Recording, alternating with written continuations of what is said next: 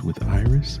Here's your host, my loving wife, Iris. Hola, mi gente bonita. Hello, beautiful people. And welcome back to Conversations with Iris, the little podcast that could and continues to grow because of you. Oh, I love the way that sounds. If this is your first time tuning in, welcome back to this beautiful, humble family. And you've been rocking with us for quite some time. And if you have been doing that, I see you, I appreciate you, and the love is for real. But before we get started, just a quick friendly reminder out there. If you love what you hear today, okay, don't forget to subscribe, download, listen, and share. Leave a review on Apple Podcasts, on Spotify, wherever you stream your podcasting. You should be able to leave a wonderful review. Mind you, all those reviews just continue to fuel this little podcast that could. We want to continue to grow and keep you guys coming with some great conversations. So everything counts. Any little bit of that love count. And of course, shout out to our brother podcast out there, the Short Desk Podcast. New episodes drop every Tuesday. Make sure you tap in because they paved the way for this little podcast to bring you guys those great conversations. So yeah, listen up, people. Don't forget now. Now, I want to transition and talk about today's episode because today's conversation is for leaders and I feel like decision makers, the people who are expecting to hold it together when everything around them is like falling apart. Like you just can't control it. It's crazy. So, we're going to talk about what happens after the crisis. You know, that moment when the emergency is over, but the pressure is still there, the expectations are high, and mentally it's like, man, I'm exhausted. Think about those things. So I want to ask you, yes, I want to ask you, my listeners, a couple of questions and think about this. How do you keep showing up at a high level when your mind is overloaded? Think about that. And or how do you make it clear to make those clear decisions when everything just feels foggy? And how do you lead others when you're still trying to basically regroup yourself? How do you do all those things? Think about those questions. Let me tell you guys something. My wonderful guest today doesn't just talk about that resilience, he lived it very deeply. And let me tell you about him because overall, my guest today is a healthcare leadership strategist, a keynote speaker, and a TED speaker as well. Oh, I love those TED speakers. And he works with organizations navigating that critical period after the disruption, when that urgency phase, but the performance still hasn't even recovered. So think about that. But what I love about our guest is that after he conducted over 2,000 interviews with global leaders and rebuilding his own life after surviving cancer twice, I love that. He developed a framework that helps leaders reduce that fatigue, that make it fast paced life, help leaders just make overall great decisions and lead them with clarity under pressure. Ladies and gentlemen, I want you guys to welcome this wonderful guest of mine, a two-time cancer survivor. I have to say that because that's amen Jesus there. Welcome to Conversations with Iris, Savio Clemente. Welcome. Iris, thank you for that introduction was just so beautiful. Thank you so much for having me, and I can't wait to dig in today's conversation. Oh, I know. And I love your name. It's like sassy, Savio Clemente. I love that. And I That's wanted actually to what yell it out someone like recently just told me as well. Thank you. I appreciate it. I love it. And I wanted to say it like that, but I got a little tongue twisted there. I was like, oh my goodness, Savio Clemente. Yes, that's right. But before we dive in, we got to warm things up a little bit because we want to ask you. I mean, you're the expert. If you had to describe your leadership style for us using that one word in one life rule moment now, what would that be? Transparency. Ooh, you want to be real, right? Yeah. I Mm, think what ends up happening, especially you mentioned I'm a two-time cancer survivor. So I went through something called a stem cell transplant. And most wow. people don't know, including myself, until I was at the hospital. By the way, I was there for 29 days. They actually assign that after you get your stem cells, another birth date. And I thought they were like, I thought it was a joke. And they're like, no, this is an actual thing. It's called a medical rebirth. So I actually Wow. went through a physical medical rebirth. Wow. That's And so for amazing. me, And so for me, transparency is all you have at this moment, right? How can you be, there's the only way to be real is when everything gets shut down and brought back to life again. Oh my God, that's crazy. Two-time cancer survivor. And I love that. And that's amazing, Savio. That's you must have went through it big time. But then again, that diagnosis didn't stop you. You created something basically from scratch, you know. Tell us a little bit about that because we want to know who Savio is. Yeah. So my leadership style, given the fact that I have a background as a keynote speaker, TEDx speaker, board certified wellness coach, journalist, all those accolades are wonderful. And I worked hard at it. So I'm not trying to discount it but I think at the end of the day, we as humans, especially in a world filled with adversity and disruption, socially, politically, even technologically with AI, for me, my focus is really on surviving not only the crisis, but what happens after that when your old operating system no longer works, Yeah. but performance is required. That's the phase that I study, Iris. After Mm, 2,000 interviews with change leaders, thought leaders, even celebrities, because most leaders are trained to survive the crisis, but very few are prepared to lead after it. I just don't study that. I study that performance still has to go on, but how do you maintain clarity and composure, make those decision makings under pressure that much more transparent and open and honest? Because what is leadership, Iris? Leadership doesn't always have to be in a corporate setting. Leadership is anything that trickles down. So think about it. You are, let's just say, working at an organization, but in the organization, you lead, but you influence, and that trickles down to your team. That trickles down to the organization, obviously. That trickles down to your community. That then trickles down to your family. And so that's the positive benefit. So who am I? I'm someone who's lived to tell the ups and downs that life throws at you, and I am also someone who would rather speak about not the wound, because I could speak about that all day, but I would rather speak about the walk. What can I do now? Who can I influence now? And what can I regain and reclaim that was lost to me? oh, I love that, Savio. I love that. It's kind of like the aftermath after the pressure, right? That's kind of the vibe I'm getting. And we talk a lot about crisis leadership. You just mentioned it, you just talked about it, but not enough about what just comes after. Because it's a lot. It's a lot of pressure, right? Especially those that are in bigger positions or have to basically go through this crisis and then put on a happy face in a matter of 30 minutes on the next call or whatever it is, you know. But what have you seen those leaders struggle with the most once that crisis is technically over? How do they gather themselves? My lane is healthcare leaders. And as you can imagine, they are high stakes. You cannot get more high stakes than a healthcare leader, especially someone who works at a hospital level, because they're not only responsible for themselves and what they produce and the system, they're responsible for another human being.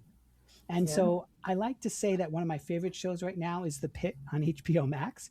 But I tell you right now, Iris, every time I watch that show, my nervous system is a wreck. It's an absolute wreck, but I love it.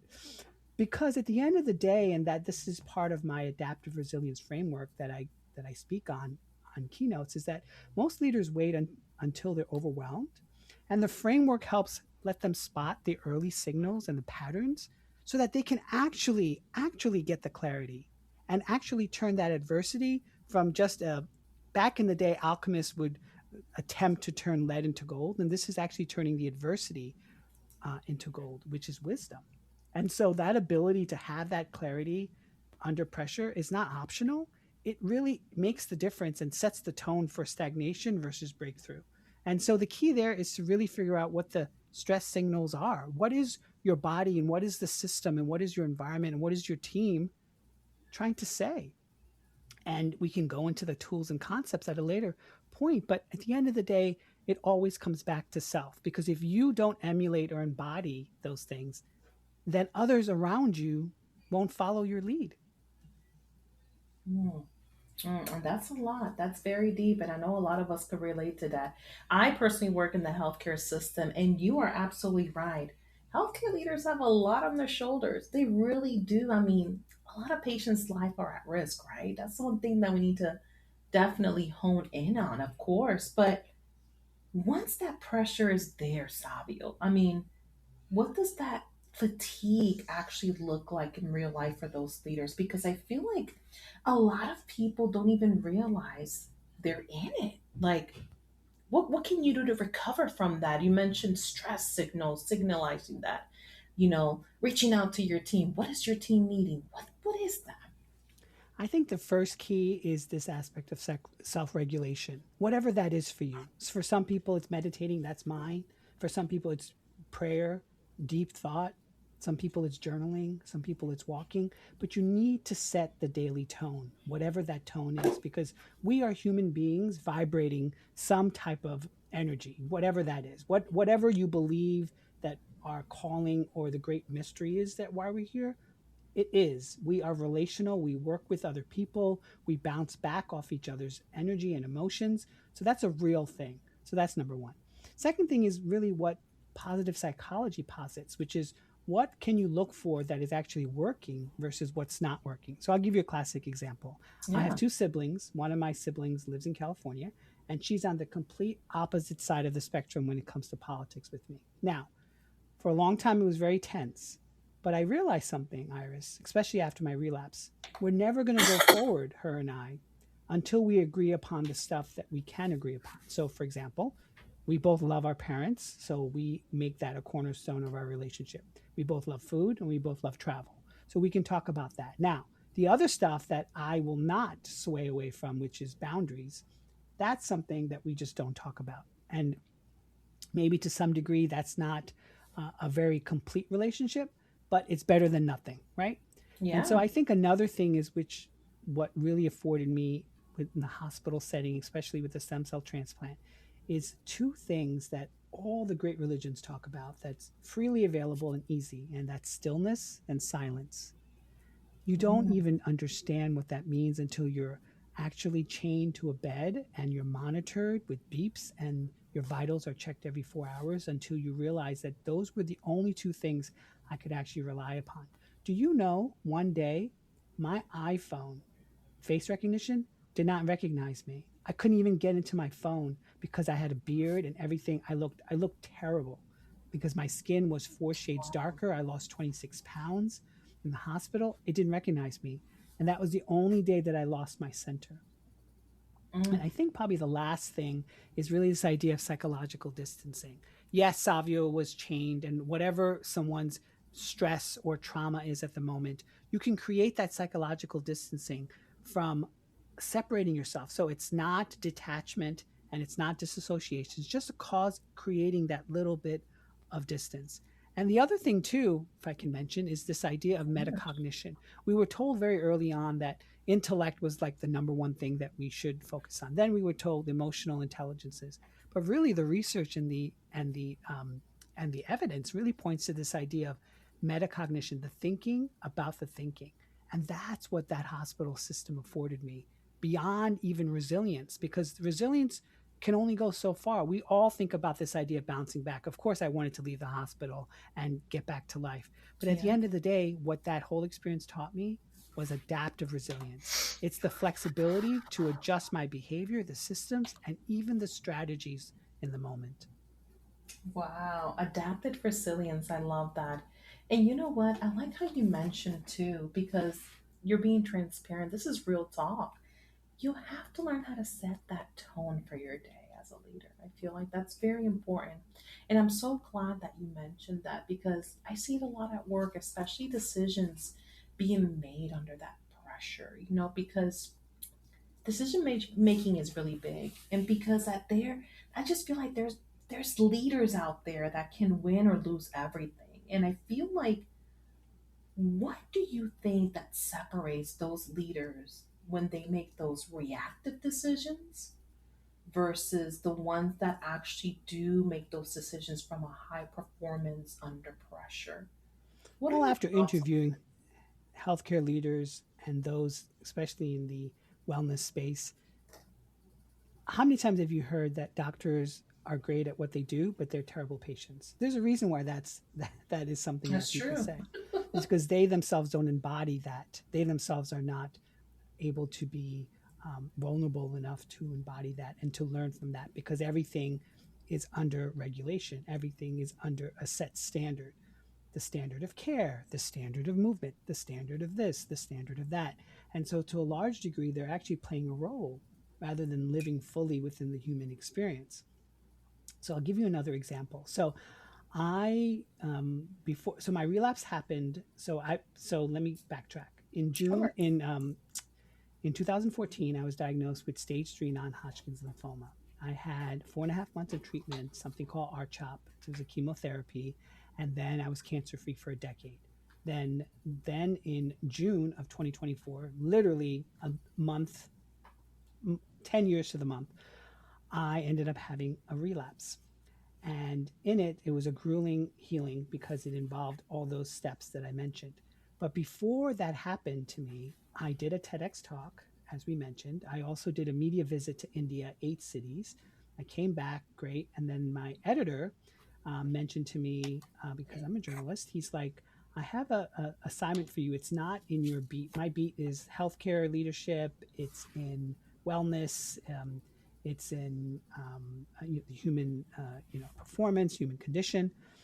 And he's like, do you want to cover the red carpet at the Oscars? I'm like, what? And he's like, yeah. And so I did. But I tell you this story because when I went there, I realized something. I was standing actually right next to US Magazine, and I realized something. The actors that would come up, they were all still acting because they were trying to impress me as a journalist. They were trying to impress their handlers, their managers, and they weren't really being transparent and truthful with self in that moment. They were playing a role. And I think to a large degree, healthcare leaders, because of the fact that they have to adhere to standards, and I'm not saying standards are not a good thing, standards are a good thing. To some degree, my touch points, some of it was just robotic and lifeless. Wow. Wow.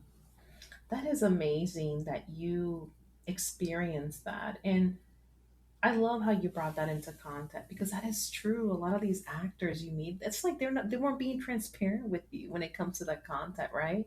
Because they were just trying to get your attention. It seems like it's kind of crazy, right? How that Yeah. works, you Well, know. they also want to, they also don't want to like have a misstep. They don't want to do something wrong, Yeah, right? And so that right. fear plays into it. And same thing with the healthcare system. And so, for me, I just make it very, very simple. In my TEDx talk, which was called 7 Minutes to Wellness, How to Love Your Inner Stranger. And people say to me, Savio, what do you mean inner stranger? And, I start off my TEDx talk by saying, if you could see yourself in the mirror reflected, do you recognize that person? Because for me, the inner stranger is really that young person who never felt grounded and rooted. I always felt like a wanderer. And people would even say to me, are you having fun? And because I was a very curious, shy, quiet, inquisitive child, I was very introspective and, like an introvert as well. And then someone said to me, oh, I get it. I think for me, the inner stranger is that professional woman that I need to be, or that great mother I need to be, or that great sibling I need to be, but I can never reach it. I can never reach that ideal aspect of it.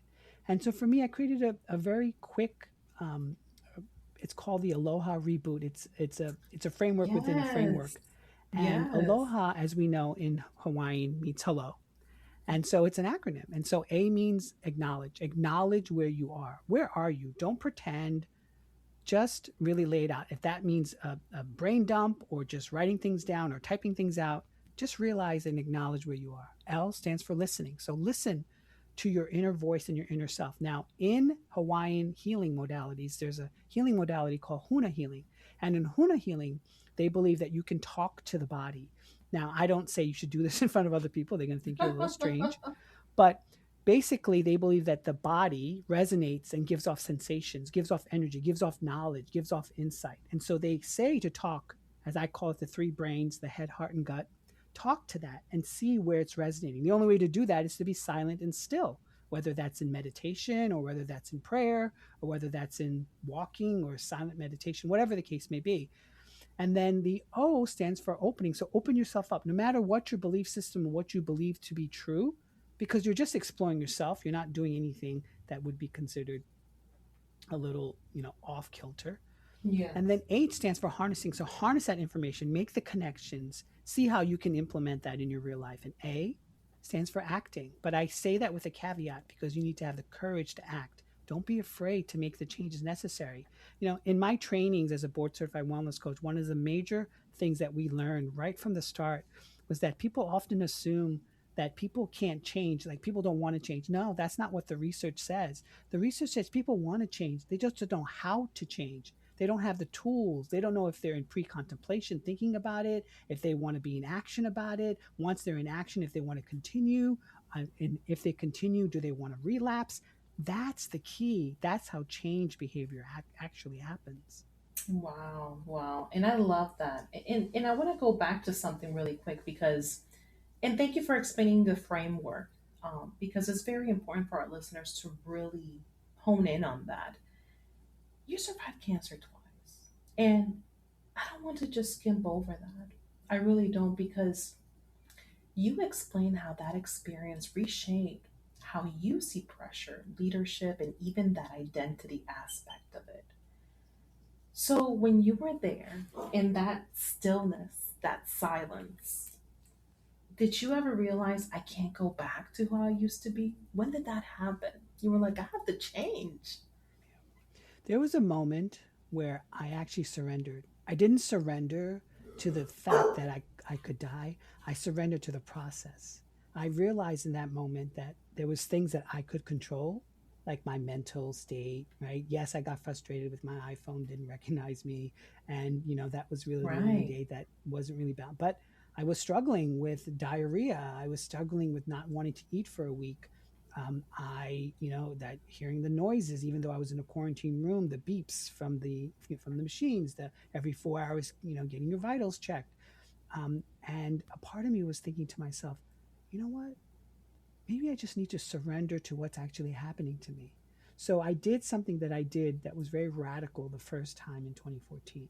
Instead of seeing the chemo as a poison, I saw it as an elixir.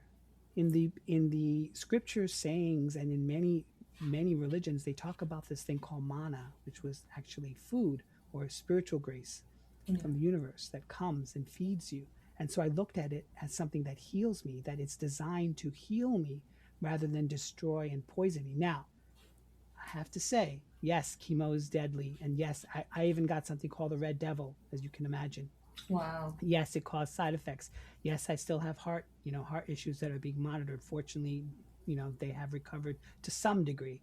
Yes, I do have neuropathy. Yes, some people, lose, actual physical body parts. So I'm not trying to minimize the effects of chemo or even any type of immunotherapy or drugs. Yes, they come with a cost, but you have to surrender to the process because I believe that we are here to find a way through the discomfort, not try to avoid the discomfort. Mm, mm. That's deep, Savio. That's very deep. I love that. And thank you for letting our listeners know how you took that experience and said, you know what? I can't do this anymore. I gotta better myself. I could change this narrative. And I love that. And then you mentioned going back to the framework, without saying it's pre written, using the aloha concept that you described. I mean, when a leader is going through an overwhelming situation at work and using the aloha concept into that framework, into that perspective, how can they use that and how can it be effective for their performance? I think to a large degree, especially healthcare leaders, really have to not only perform, but they have to be on. And being Yeah, on, as you know, even if a light bulb is on consistently and constantly, it burns out, it it falls, does. it fails. And so at the end of the day, you really have to really do an inventory check within yourself. Figure out for yourself, well, where is my decision speed with this? What is the self awareness that I'm trying to cultivate or not cultivating? What is the operational harmony within myself? Am I stagnating or am I trying to make breakthrough? Do you know I did a recent interview with a chief medical officer, Dr. Klasko, and he mentioned that in the US healthcare system, every year it generates 760 billion to 935 billion dollars in waste. Now, the waste is not just material, the waste Mm, is in human effort and energy. mm. I could only imagine. I understand, and I see that. I work in healthcare myself. Isn't that amazing? I can see Yep, that. absolutely. I definitely could relate to that, you know. And I want to talk about something because I feel like we need to somehow turn the adversity into the advantage. I feel like you're giving me that type of vibe. And I feel like a lot of people just go through, and leaders, whatever you are, not you don't even have to be a leader in healthcare. You go through adversity a lot, but I mean, you could turn it into something powerful. So, how do leaders grow without burning out in the process though? Because it's very hard, especially if you're stuck, burnout. I mean, how can we overcome that, Savio? I think we have to go back to the core element of what lights us up. And I know it sounds really simple, but it really does. When you go back to this idea of what actually in your job function in healthcare, let's say, for example, lights Yes. you up. Now, of course, there's things in life that can't light us up consistently. And actually that doesn't make any sense either because we have to live in duality to some degree. That is a process of life that we have to go through some level of pain to get to some level of promise. It's just the way it works. But when it comes to these high stake leaders, especially the ones I work with, the ones that I keynote around, the ones I even coach, at the end of the day, you have to really figure out for yourself, well, what is it that you feel or I feel that makes me whole? And try to focus on the things that are going right rather than things that are going wrong. Because we can all look for look for holes in situations. We can all look for things that are maybe not are not being handled correctly, Yeah. so to speak. And people are vying for those jobs. These jobs are top tier jobs. People get paid a lot, but they come with a human cost as well. Mm, that is so true. And I'm going to be honest with you, Savio. On a full transparency level here, I speak to so many leaders that shouldn't be leaders. I'm just Mm, going to say it. yeah, I'm say. just going to say it. There is people, directors, senior directors, presidents. I've even worked with a president before that didn't do nothing for me when I asked for help. And it's just like, wow, how can somebody be in leadership like this and they don't even have leadership qualities? I mean, what is your take on like having seen that a lot in healthcare or being promoted for who you know, not what you know? Like, what is your overall take on that for individuals that are stuck?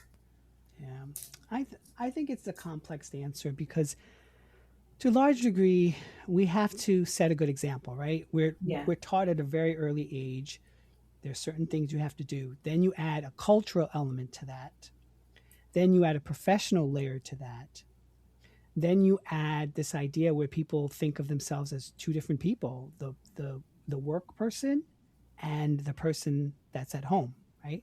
And then what ends up happening is you end up thinking to yourself, well, do I have to be do I actually have to be this person? Because then you say, well, I'm in a corporate structure and it's sucking the life out of me. But my thing is, instead of it being soul sucking, why can't it be soul searching, Iris? Why Mm-hmm. can't we find the good within the situation and try to make that better? Because positive psychology will tell you that if you actually figure out on the positive effects of something, it grows. But if you Yeah. actually always think about the negative things that are not going correct, then that grows as well. Mm. Mm-mm-mm. That is very true. That is very true. We could actually use that for soul searching. I think that is very enlightening and something that you don't even think about, right? Because I'm telling Absolutely. you, we see some craziness in healthcare.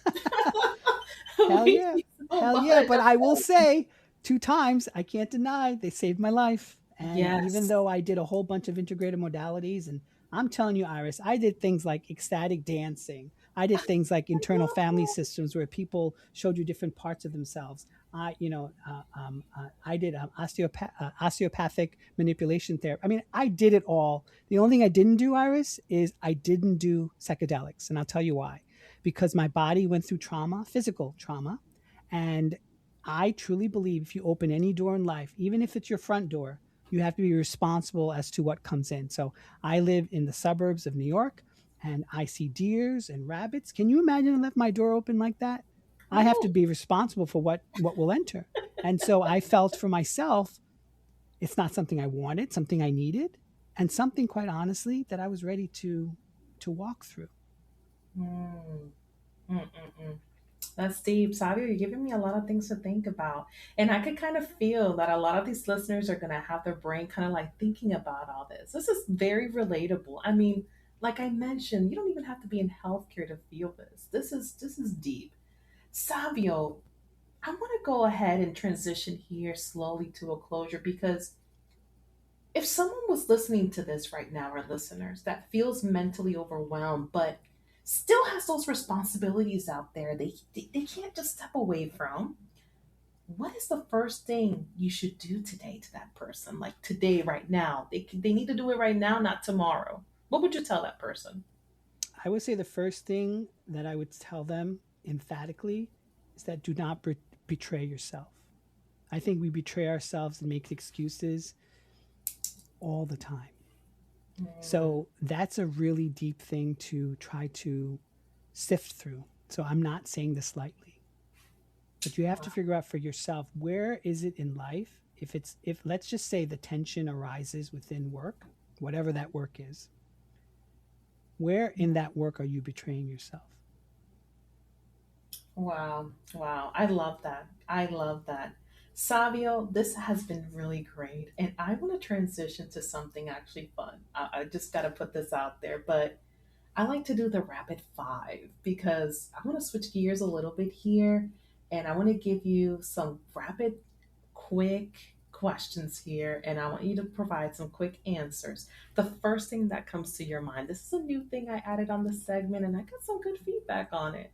So I'm going to ask you five questions. What's the first thing that comes out to your mind? So the first one, what's the one habit that keeps you mentally sharp? Meditation. Meditation. I love that. And you spoke about that too. You I spoke did. about that. If I don't have it, to be honest with you, I can feel something's off. And it's not psychosomatic. I've actually tested this.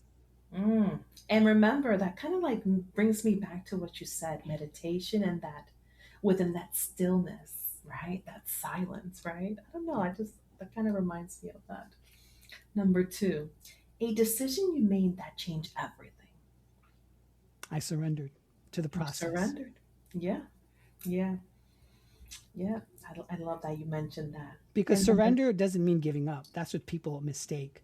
And this is coming from anyone listening. This is coming from a two-time cancer survivor. When I mean surrender, I don't mean surrender as being the bad case scenario. I mean surrender as being the good case scenario. do you mean surrender like accepted and learn from it and turn the narrative around? Am I understanding that clearly? Surrender, in my experience and my definition, is in the moment that you're going through whatever you're going through, you allow the process to take hold of you, knowing that you cannot control the outcome. Mm, that's a big difference. That's I like the way you putting that into perspective. Number three, one thing leaders need to stop doing immediately. Complaining. Ah, complaining. Because Don't betray complaining, yourself, right, Savio? absolutely, because the complaining, and don't get me wrong, I'm not saying that, because if you don't complain, then you become apathetic, right? You just Yeah. accept, and that's not a good barometer to set for yourself as well. But when I mean complaining, I mean not allowing yourself to see the full truth in the situation. Because maybe the complaining that you're complaining, whether you're complaining about the system or the team or even the person, did you figure out for yourself what's the story behind that? Why do you think that you're complaining about them? Did you do your due diligence and figure out for yourself and have a heart to heart or even a professional meeting with that person to try to figure out how you can ameliorate that? No, you Mm, just want to complain. And complaint will only get you what? Complaint. Why? Because the world works on a reflection mirror basis. We all are humans having our own experiences with one another. And so we reflect that same energy that we're putting out.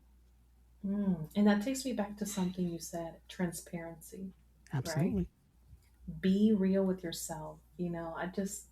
I like that you mentioned that. Number four, one word. you live by today? Acceptance. I like that. And why? Because, yes, my cancer was less likely to come back after 5 years, but it did. Yes, there's some things professionally that I have achieved that I still want to achieve.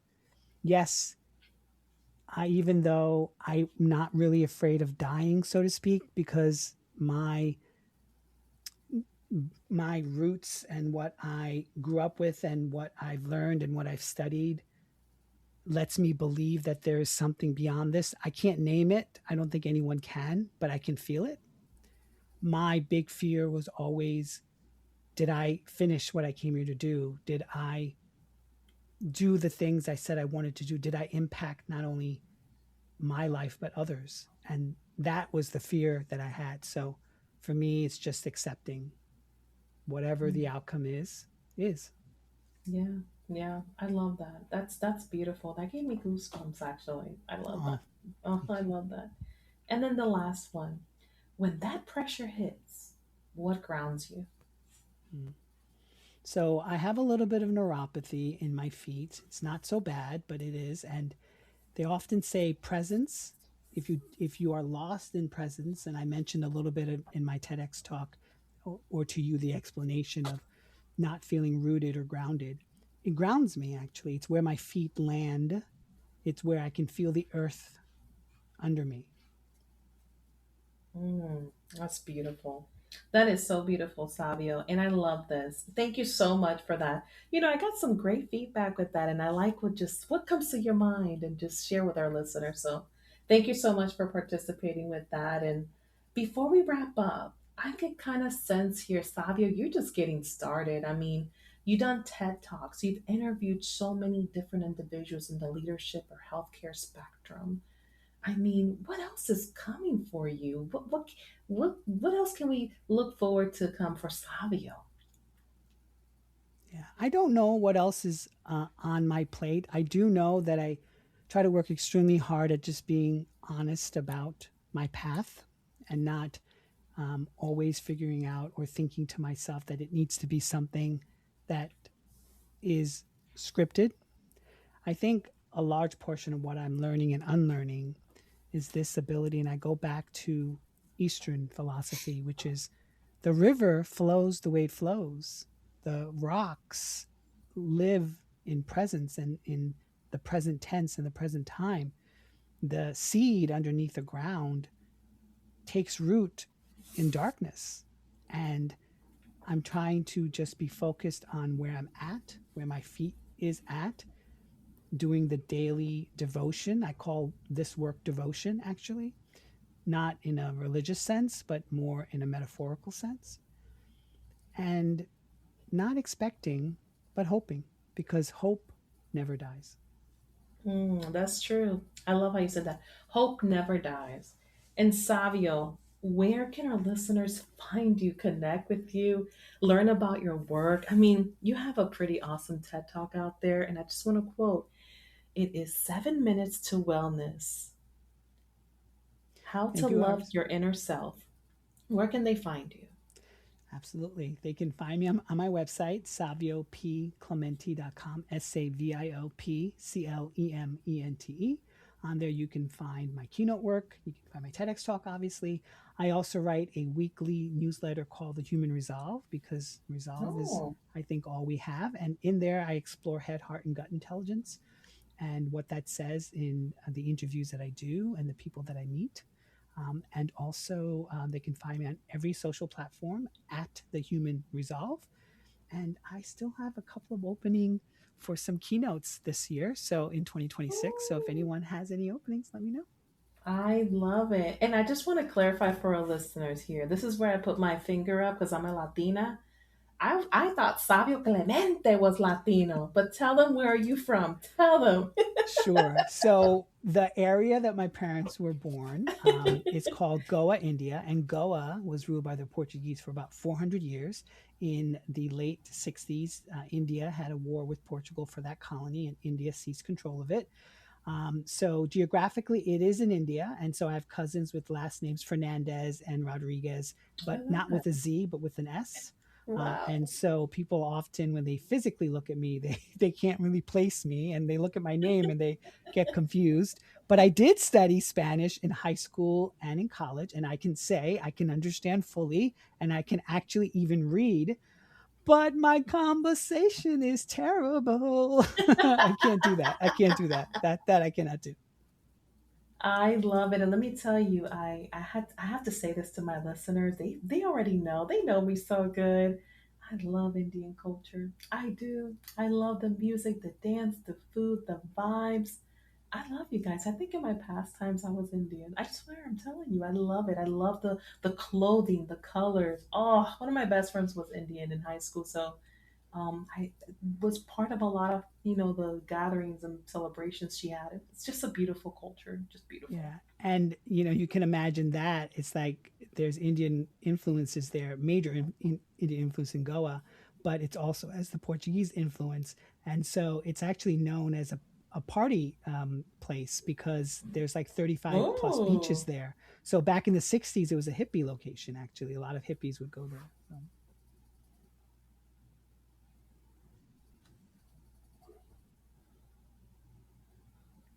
Oh, Iris, I can't hear you. Savio, did I lose you? Hello? Savio? Iris? I Oh, think I got a yeah. Yeah, you're little. going in and out, I but hear okay. you like a Yeah. robot. I don't know if you can Okay. hear I think we're me, good. and we could add this out from the Iris? podcast, which is I can't fine. hear you. Okay, Okay, can you wonderful. can you hear me now? Yeah, I can hear you now. Oh, perfect. I'm sorry. I'm going to go ahead and edit that out, which is Okay, fine. So it's go okay. ahead and repeat what you were saying, that you had a lot of colleagues, friends, family members with the last name. Let's go ahead and take that back. Rewind that. Oh, sure. And so people can't really place me or my culture. So I have relatives, cousins with the last name Fernandez or Rodriguez or De Souza, and it's not with a Z, it's with an S. And because it was has that Portuguese influence in there. So, and Mm. Goa is actually known as a very tropical island. Has like 35 beaches. Back in the 60s, it was a huge hippie population there. And Oh, so it has Indian influences, obviously, because it's in India, but it also has those other influences as well. So oh, I party like to time. say I lived in a very multicultural type of environment. Yeah. I love that. It's like party town. That's where you Yep. came from. I love it. 100%. Savio, I want to thank you so much from the bottom of my heart for this beautiful conversation. I genuinely love what you're doing out there, speaking to these leaders, helping them stay grounded, helping them think about their inner self, and helping them make or helping them learn how to make those proper decisions to better themselves for their community, for wherever situation they're working from. So this has been phenomenal. And I want to thank you again, once again, for choosing my platform for you to be here. This has been such a beautiful conversation. I want to thank you. Thank you so much, Iris. I really appreciate it. No, thank you. And to everyone listening out there, if this episode spoke to you, don't keep it to yourself. Come on, we talk about this. Share it with someone who needs to hear this. This is very important because the reality is we all are leading something, our careers, our families, our healing, our next chapter, and clarity. And I feel like that's power within. Thank you all so much for tuning in with Conversations with Iris, the little podcast that could. And don't forget to subscribe, download, listen, and share. Con mucho amor, this has been Conversations with Iris. Thank you all. Thank you, Sarah.